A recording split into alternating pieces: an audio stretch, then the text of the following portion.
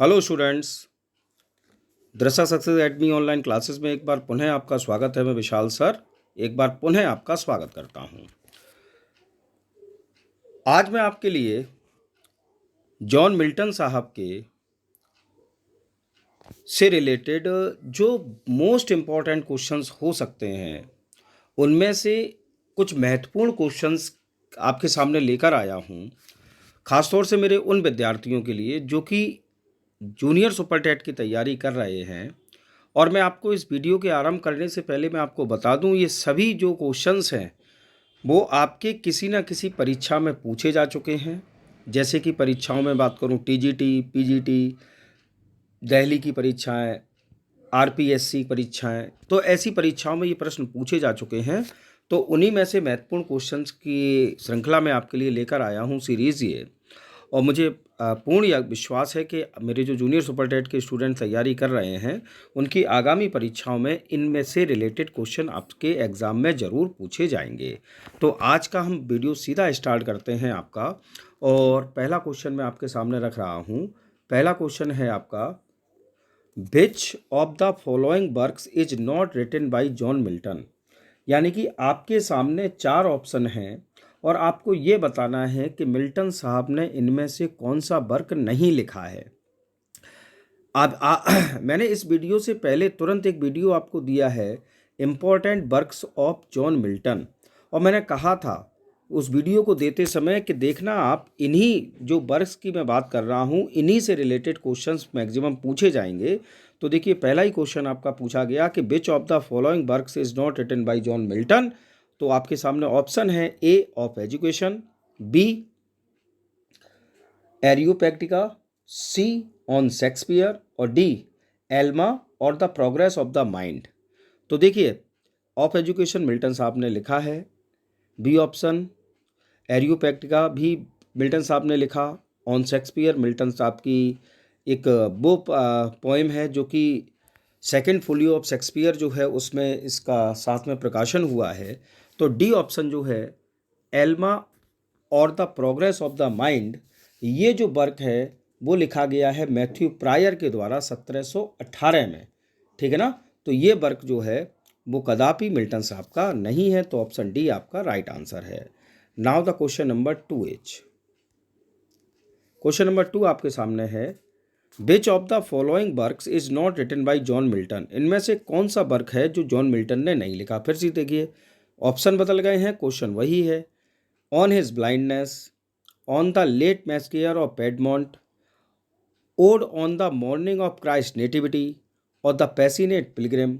तो देखिए, जैसा कि मैंने अभी आपको बताया था, तो और जो तीन ऑप्शन लिखे हैं ए बी सी, ये तो तीनों मिल्टन साहब के हैं, लेकिन जो तो पैसिनेट पिलग्रिम है वह मिल्टन साहब का लिखा हुआ नहीं है। ठीक, तो ऑप्शन डी जो है वह इस क्वेश्चन का राइट आंसर है। Now the next one is, which of the following poems is not composed bye John Milton. फिर से देखिए, लगभग उसी प्रकार का क्वेश्चन। इनमें से कौन सी एक पोएम ऐसी है जिसको कि मिल्टन साहब ने नहीं लिखा है। ऑप्शन आपके सामने है, on his blindness, L'Allegro, true love, और एल्फेंस रोसो। तो आपको पता है कि मिल्टन साहब के ऑन हिज ब्लाइंडनेस भी है, लेलेग्रो भी है, एल्फेंस रोसो भी है। सिर्फ और सिर्फ अगर मिल्टन साहब की पोएम इसमें नहीं है तो ऑप्शन सी यानी कि ट्रू लव, ये एक सोनेट है जो कि विलियम शेक्सपियर साहब के द्वारा लिखी गई है। Now the next question is, अगला क्वेश्चन आपसे पूछा जा रहा है, इन which work Milton states that. Milton साहब की एक वर्क में उन्होंने एक लाइन लिखी, वाइल द स्टिल मॉन बेंट आउट विद सैंडल्स क्वे, वाइल द स्टिल मॉन बेंट आउट द सैंडल्स क्वे। अब मैं आपके सामने ऑप्शन रखता हूँ, ए लेलेग्रो, बी पेंसेरोसो, सी कॉमस, और डी लिसिडस। तो साहब, ये लाइन जो है, वाइल द स्टिल मॉन went out with sandals grey, ये मिल्टन साहब की फेमस पोएम लिसिडस से ली गई है। और लिसिडस में इस स्टेंजा की अगर मैं बात करूं तो एक स्वैन जो है वह एक गीत गाता है। यह गीत गा रहा है जब सुबह हो रही है, ठीक, और ऐसा लग रहा है जैसे कि वह दिन निकलने को साइड दे रहा है, भैया रास्ता दे रहा है कि दिन निकल आओ, ठीक, तो तब वो लाइन आती है। और ये लाइन जो है वो किस पोएम में है आपकी? लिसिडस में। तो ऑप्शन डी जो है वो आपका राइट आंसर है। Now the next question is, through which work does Milton intend to justify the base of God to man? Through which work does Milton intend to justify the base of God to man? मैंने Milton साहब के एक बहुत ही महत्वपूर्ण work paradise lost के दो part आपको और उनमें आई हुई महत्वपूर्ण कोटेशन समझाई। और मैंने कहा था कि अगर मिल्टन साहब के पैराडाइज लॉस्ट से अगर कोई क्वेश्चन पूछा जाएगा तो मैंने जो आपको कोटेशन समझाई हैं उन्हीं में से क्वेश्चन आएगा। और देखिए उसी प्रकार का क्वेश्चन आपके सामने लिखा हुआ है कि through which work does Milton intend to justifies the base of God to man? तो साहब सीधा सीधा इसका आंसर ले लीजिए आप, पैराडाइज लॉस्ट। शुरुआती पैराडाइज लॉस्ट की अगर करें तो हम शुरुआत में ही ये लाइन आती है। ये अगर मैं आपको समझाने की कोशिश करूं तो मैं आपको ये कह सकता हूं कि पैराडाइज लॉस्ट में मिल्टन साहब की थीम जो है वही है to justify the base of God to man. तो इसका राइट आंसर है डी, यानी कि Paradise Lost. Now the next question is, in which work of John Milton does the character Delilah appear? John Milton साहब के ऐसा कौन सा वर्क है जिसमें कि डेलिला नामक कैरेक्टर का यूज हुआ है? कैरेक्टर का नाम क्या है? डेलिला। तो साहब मिल्टन साहब के वर्क पैराडाइज लॉस्ट में तो कोई महिला आई नहीं है। सैमसन एगोनिस्ट, पैराडाइज रीगेंड और कॉमर्स। तो साहब सैमसन एगोनिस्ट जो कि 1671 में पब्लिश हुआ है उसमें सैमसन की वाइफ दिखाई गई है डेलिला। तो ऑप्शन बी जो है वो आपका राइट आंसर है। Now the next question is, in the state of his blindness with home Milton does not compare himself? यानी कि मिल्टन साहब जब अंधे हो गए थे तो अपनी ब्लाइंडनेस में मिल्टन साहब ने अपने आप को किसके साथ कंपेयर नहीं किया? ब्लाइंड थाइमेसिस किया है साहब, ब्लाइंड मेओंडिस किया है साहब, उसके बाद तीसरा ऑप्शन है आपका टायरेसियस एंड फिनियस, और चौथा ऑप्शन है आपका लिसिडस। तो देखिए टायरेसिस और फिनियस से भी इन्होंने अपना कंपैरिजन किया, लेकिन अगर किसी से नहीं किया है तो वो है लिसिडस। तो ऑप्शन डी है आपका राइट आंसर। और ये सवाल 2016 टीजीटी में पूछा गया था। Now the next question is, who is often called as poetical son of Spenser? बहुत महत्वपूर्ण क्वेश्चन है साहब, और ये क्वेश्चन भी टीजीटी 2016 का है। Who is often called as the poetical son of Spenser? Spenser साहब का पोइटिकल पुत्र किसको कहा जाता है? तो सीधा आंसर है आपका जॉन मिल्टन। ऑप्शन ए आपका राइट आंसर है। Now the next question is, in the opening invocation of the Paradise Lost Oreb refers to? मैंने आपको कोटेशन समझाई और जब शुरुआत की मैंने लाइन समझाई थी पैराडाइज लॉस्ट की, तो उसमें एक शब्द आया है ओरेब। क्या शब्द आया है? ओरेब। तो यहाँ आपसे पूछा ये जा रहा है कि पैराडाइज लॉस्ट में जो ओरेब शब्द आया है इन्वोकेशन में, वह किसको रेफर करता है? तो साहब इसका राइट आंसर है ओरेब का। ओरेब जो है वो रेफर करता है माउंट हॉरेट को, HORET, माउंट हॉरेट। तो ऑप्शन सी जो है वो आपका पूर्ण रूप से राइट आंसर है। Now the next question is, जी बहुत महत्वपूर्ण क्वेश्चन है आपका ये भी, which of the following is mismatched with reference to John Milton work? John Milton साहब की जो वर्क्स की पब्लिकेशन की डेट्स हैं उनके आधार पर इसमें एक ऐसा ऑप्शन दिया है जो कि सही नहीं है। सॉरी, जैसा कि पहला दिया है ऑफ एजुकेशन, दूसरा दिया है एरियोपैगिटिका ऑफ एजुकेशन 1644 बता रहे हैं, ये एरियोपैगिटिका 1647 बता रहे हैं, लिसिडस 1637 बता रहे हैं, और पैराडाइज लॉस्ट 1667 बता रहे हैं। तो इसका राइट आंसर है वो है आपका एरियोपैगिटिका 1647। ये मिसमैच्ड है साहब। और एरियोपैगिटिका का राइट आंसर क्या है वो आप मेरे वीडियो को देखिए, तब आप स्वयं बताइए कि एरियोपैगिटिका का राइट आंसर, उसका सही ईयर जो है वो कौन सी होगी। Now the next one is, the famous epic paradise lost by Milton contains, यानी कि पैराडाइज लॉस्ट जिसको मिल्टन साहब ने लिखा वह कितनी बुक्स हैं उसकी? A option 16 books, B option 12 books, C option 10 books, D option 14 books, and the right answer is B 12 books. Now the next question is which of the following is a pastoral elegy. ये कुछ नाम लिखे हुए हैं आपके सामने और आप में से ये पूछा जा रहा है ये इनमें से कौन सी पेस्टोरल एलेजी है? Elegy written in a country churchyard, In Memoriam, C Lycidas, और डी है आपकी डेनो एलेजी. तो साहब आपका सीधा आंसर है आपका, सॉरी, ड्यूनो एलेजी लिखा हुआ है ये डी ऑप्शन में, DUINO, ड्यूनो एलेजी, और इसका राइट आंसर है आपका लिसिडस. ऑप्शन सी जो है वह आपकी पेस्टोरल एलेजी है जो कि जॉन मिल्टन साहब ने अपने प्रिय मित्र की मृत्यु पर लिखी थी. Sorry. Next question is Milton's Paradise Regained. Milton's Paradise Regained takes its theme from. Milton का वर्क पैराडाइज रिगेंड जो कि सीक्वल है पैराडाइज लॉस्ट का, उसकी थीम मिल्टन साहब ने कहाँ से ली? तो साहब इसकी थीम मिल्टन साहब ने जो है वह सेंट ल्यूक्स गॉस्पेल से ली है. तो इसका राइट आंसर है बी सेंट ल्यूक्स गॉस्पेल. ठीक है साहब. Now the next question is sky lowered and muttering thundered, some said drops, wept at completing of the moral sin. The lines are taken from. ये lines जो हैं वो Milton साहब के किस वर्क से ली गई हैं? तो साहब ये लाइन जो हैं वो स्पष्ट तौर पर sky lowered and muttering thunder, some sad drops, wept at completing of the moral sin, ये लाइन जो हैं मिल्टन साहब के एपिक पैराडाइज लॉस्ट से ली गई हैं साहब. Now the next question is who remarked about his father as given below.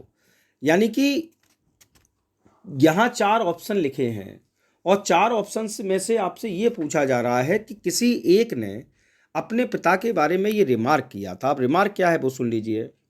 My father destined me from my infancy to the study of polite literature which I embraced with such ability that from the age of 12 I hardly ever retired from my books before midnight. तो साहब मैंने जब इनकी biography आपको बताई Milton साहब की, जो मिल्टन साहब को लेकर मैंने पार्ट 1 दिया है, तो उसमें मैंने आपको बताया था कि जॉन मिल्टन साहब के फादर जो थे वह बहुत ज़्यादा एजुकेशन के प्रति पजेसिव थे और वो चाहते थे कि उनका पुत्र जो है वो बहुत हायर एजुकेशन में जाए और हायर एजुकेशन को प्राप्त कर चर्च सर्विस में जाए. तो इसलिए ये जो लाइन है, रिमार्क है, वो जॉन मिल्टन ने अपने पिता, उनका भी नाम जॉन मिल्टन था, उनके लिए किया है. Now the next question is who disapproved Milton's Lycidas for its inherent improbability. फिर से क्वेश्चन सुन लीजिए. हु disapproved Milton's Lycidas for its inherent improbability. Sorry, ये क्वेश्चन जरा गलत लिख गया है, तो ये डिसअपियर्ड नहीं है बल्कि डिसअप्रूव्ड है. तो अभी मैं इस क्वेश्चन को छोड़ ही दे रहा हूँ, आप इस क्वेश्चन को अभी ना करिए, मैं आपको अगले वीडियो में इस क्वेश्चन को दे दूंगा. Sorry. Now the next question is, writing mistake हो गई है. Now the next question is who among the following regarded Saturn as the real hero of Paradise Lost. निम्न में से ऐसा कौन सा है जो कि पैराडाइज लॉस्ट में जो सैटर्न है उसने उसको हीरो माना है? किसने ये बात कही कि Satan is the hero of Paradise Lost? तो Alexander Pope, S.T. Coleridge, John Dryden और T.S. इलियट. तो साहब इसका राइट आंसर जो है वह है आपका B option, S.T. Coleridge. Samuel Taylor Coleridge ने ये कहा कि पैराडाइज लॉस्ट बुक फर्स्ट का, हालांकि ये क्वेश्चन उन्होंने पूरा नहीं बनाया है और ये PGT 2015 में पूछा गया है, लेकिन पैराडाइज लॉस्ट बुक फर्स्ट का हीरो जो है वह सैटर्न को घोषित किया गया है और किसके द्वारा? S.T. कॉलेरिज ने इस बात को कहा था। Now the next question is who among these is not among the university bits. इनमें से कौन सा यूनिवर्सिटी बिट्स नहीं है। ये क्वेश्चन ऑलरेडी एक बार आ चुका है, फिर आपसे पूछा जा रहा है। तो देखिए, थॉमस किड, थॉमस नेस, क्रिस्टोफर मार्लोव और बेन जॉनसन, इनमें से कौन आपका यूनिवर्सिटी बिट नहीं है। तो यूनिवर्सिटी बिट नहीं है बेन जॉनसन साहब। बस उसमें क्वेश्चन में ऑप्शन था फ्रांसिस बेकन, यहाँ आ गया है बेन जॉनसन।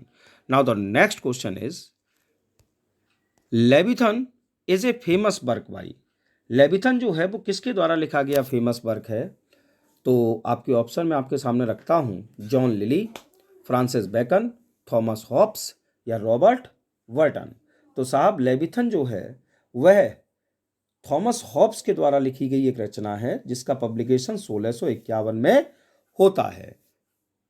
और लेविथन, कल मैंने लेविथन के बारे में आपको समझाया था, जब मिल्टन साहब का मैंने आपको पैराडाइज लॉस्ट समझाया था, तो मैंने बताया था लेविथन जो है वह किसको कहा जाता है, व्हेल मछली को। So the next question is Milton's Lycidas is a oblique an. Milton का जो लिसिडस जो है वर्क इनका, वो क्या है, एपिक है, एलेजी है, ओड है या लिरिक है। तो भाई सीधा इसका आंसर है कि एक पेस्टोरल एलेजी है। तो राइट आंसर इज बी, यानी कि elegy. Now the next question is Milton begins paradise Lost book first with.